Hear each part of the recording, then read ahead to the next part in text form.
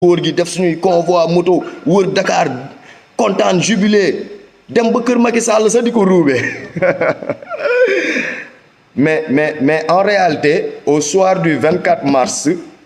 li ñu doon consacré c'était pas une victoire wala boog bu nekkoon une victoire c'était juste dans la mesure où tey jot nañu les rouages wala boog les leviers du pouvoir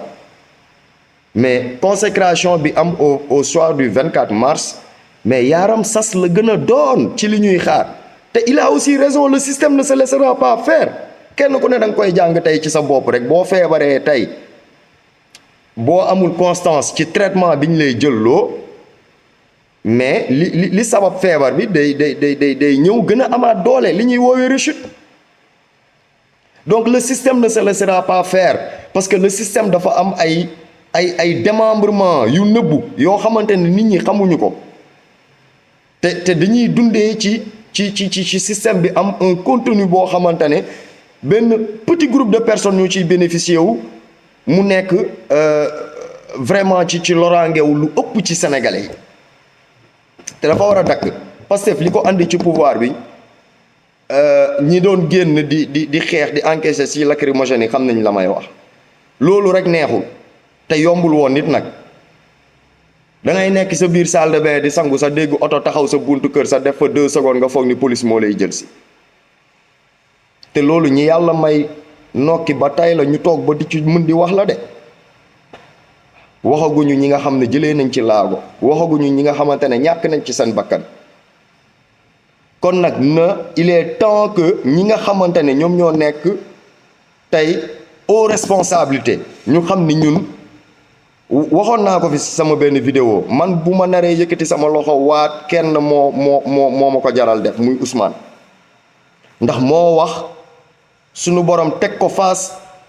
aux responsabilités de ay kàdduwam mu jëf dëggal ay kàdduwam kon kàdduwam daa méngoog jëfam waaye bu ko weesoo amul keneen ku ma jaral waat de duma Pastef nag en tout cas pas en tant que membre te duma sax Pastef loolu lay dëgg mais nag je suis un sonkoïste convaincu te Ousmane Sonko dëgg la ni sénégalais yi desalu ñu ko dara c'est vrai hein, c'est vrai li ma doon def yëpp def nañ ko wax dëgg neex yàlla pour mu jot les rouages du pouvoir waaye Ousmane ni tamit deselul dara sénégalais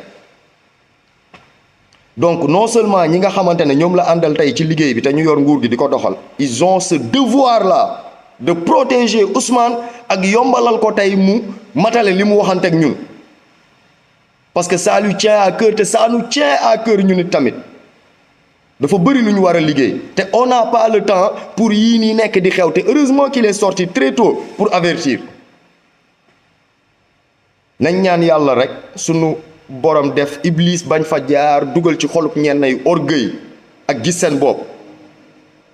kàddu yu oyof ci nopp ñëpp te ñu xam ni yéene gi mooy nañ defar te on a l'obligation de defar gis nga projet bii nii bu échecgee te yàlla bu mu échec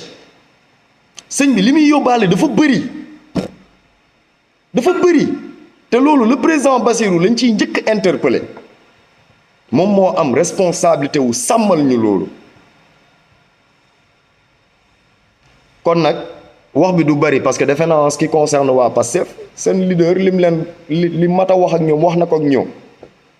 man sénégalais yi laay ñaaxaat ak di leen oowaat ci ñuy gën di settantal rawatina ñiy occuper plateau télé yi di wax waaw nañu gën a takkaat ndigg yi te cet engagement citoyen et commun là ce don de soi pour la patrie na ko sénégalais bu ne paree def sénégalais bu ne à sa petite échelle na pare xool wala boog góorgóorlu ci kémtulaay kàttanam ci xool lan laa mën a defal tey sama réew bu ko benn sénégalais bu ne rek matalee noonu rek buñ dajalee loolu yëpp au final dinañ am liñ bëgg te danañ ko am ak Ousmane nag bu soobee yàlla kon nag di ko ñaax moom Ousmane di ko xamal ni yenn bi yombul te mënta yomb waaw waaye nag na xam te yëg ni tey la ndawub Sénégal yi fas yéenee gën a takk seen ndigg ànd ceeg moom li liggéey bi laaj ñu jox ko waaw la ñuy liggéeyaluñu ko suñu bopp ñun on accepte d'être cette jeunesse sacrifiée là ni ma ko waxee woon ci sama benn vidéo mais nag pas de sacrifice à perte loolu la ñuy bañ il faut que sacrifice bi ñuy nangu def ñun sacrifice bi suñu génération nangu def nangu doon cette génération sacrifiée là il faut mu am retour te retour boobu faw suñuy doom yëg ko suñuy sët yëg ko ces générations futures là yëg ko te personne je dis bien personne nag ak yaa xam koo mënti doon ak luy sa maqaam ak sa daraja personne n'a le droit de faire échouer liggéey boobu noonu personne nag waaw donc Ousmane deful dara lu dul assumer ses responsabilités et c'est ce que l'on attend de chaque acteur politique bi nga xamante ne tey yëkkati nañu responsabilité teg ko tey ci sa loxo te loolu it la ñuy xaar ci chaque sénégalais bi nga xamante ne gëm nga tey projet bi te gëm nga ni dana sotti te bu soobee yàlla dana sotti de doo lay borom Touba dana sotti ji projet bi waaye nag fulla fayda jom fit gi mu laaj dafa jot kenn ku ne rek nga xisaabaat tey sa bopp laajaat sa bopp ndax yaa ngi ca boo ca newul nga am oyofteefu redresser la barre parce qu'il n'est pas encore tard kon nag ñu ngi ñaaxaat bu baax képp kuy militant wu Pastef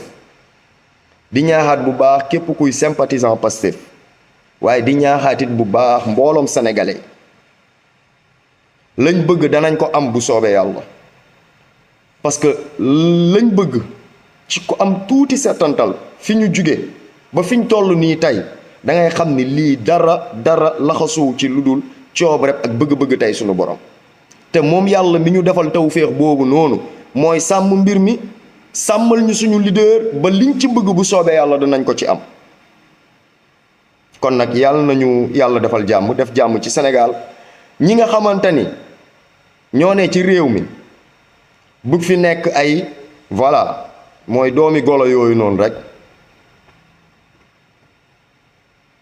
vous avez le pouvoir le devoir et l'obligation de dakkal loolu dafa war a arrêter on ne demande pas de résultats économiques on ne demande pas de miracle économique xam nañ ni que la situation socio-économique de ce pays est tellement catastrophique qu'il nous faudrait bosser avec beaucoup de rigueur pour mën a am ay résultats ci diir bu gàtt mais nag sëñ bi liggéey mënta ànd ak wax gu bëri wax gu sew rawatina nag wax gu ñàkk teggin laxasoog insolence bu jéggi dayoo mënta ne te loolu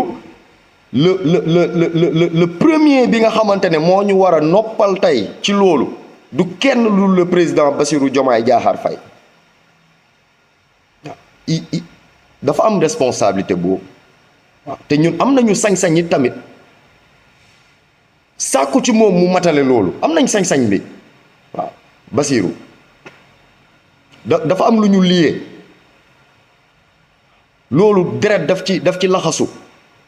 souffrance laxasu ci lu bëri laxasu ci loo xam ne lii mën nañ ko wax lii mënuñu ko wax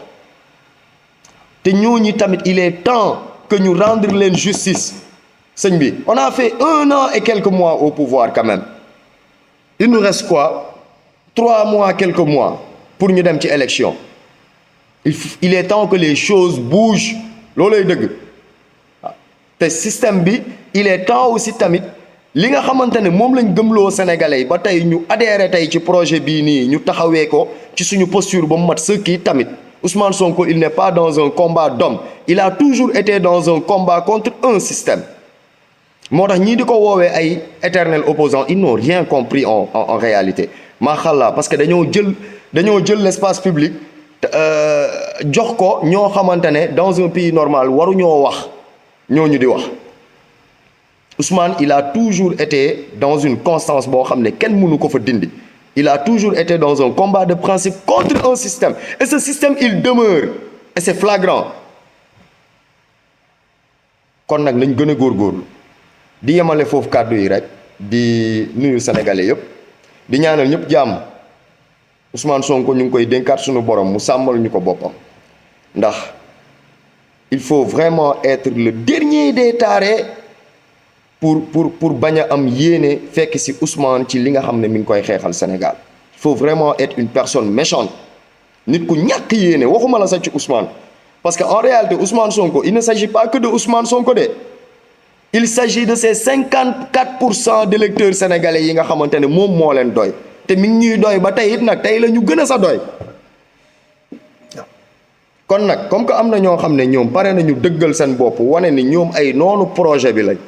munuñ ñoo gëmloo ko ni kon ñun dañoo war a nekk ci masla ak ci naxante ak ñooñu non non non non non nañ am fulla ak fayda ci li ñuy def waaw seen